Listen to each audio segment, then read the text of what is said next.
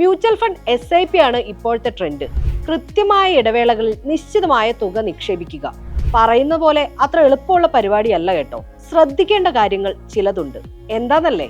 ഇപ്പൊ ക്ലിയർ ആക്കി തരാം. നമ്മുടെ സാമ്പത്തിക ലക്ഷ്യങ്ങൾക്ക് അനുയോജ്യമായ മ്യൂച്വൽ ഫണ്ട് സ്കീം നമ്മൾ തിരഞ്ഞെടുക്കേണ്ടതുണ്ട്. എത്രത്തോളം റിസ്ക് എടുക്കാൻ കഴിയും എന്നതിലും ഒരു ധാരണ വേണം. നിരവധി മ്യൂച്വൽ ഫണ്ട് സ്കീമുകൾ ഇന്നുണ്ട്.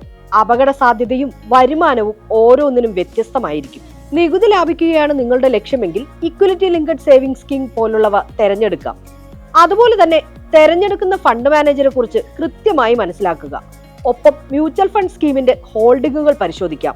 പണം എവിടെ നിക്ഷേപിക്കുമെന്നുള്ള വിവരങ്ങൾ അറിയാനാണിത്. ഉദാഹരണത്തിന് നിങ്ങളുടേത് ഒരു ഇക്വിറ്റി മ്യൂച്വൽ ഫണ്ട് ആണെങ്കിൽ മുഴുവൻ തുകയും വിവിധ കമ്പനികളിലെ ഇക്വിറ്റികളിൽ നിക്ഷേപിക്കും. അത് നിങ്ങൾക്ക് കൃത്യമായി മനസ്സിലാക്കാനാകും. അതുപോലെ തന്നെ മാനേജ്മെന്റ് ഫീസ്, അഡ്മിനിസ്ട്രേറ്റീവ് ചെലവുകൾ, ലോഡ് ഫീസ് തുടങ്ങി പല ഫീസുകളും മ്യൂച്വൽ ഫണ്ടുകളിൽ ഈടാക്കുന്നുണ്ട്. പലതരത്തിലും നമ്മുടെ റിട്ടേണുകളെ ബാധിക്കുന്നവയാണ് ഇത്തരം ഫീസുകൾ. അതുകൊണ്ട് തന്നെ പരമാവധി ചെലവ് കുറഞ്ഞ മ്യൂച്വൽ ഫണ്ടുകൾ തിരഞ്ഞെടുക്കുക. ഇപ്പൊ ക്ലിയർ ആയില്ലേ?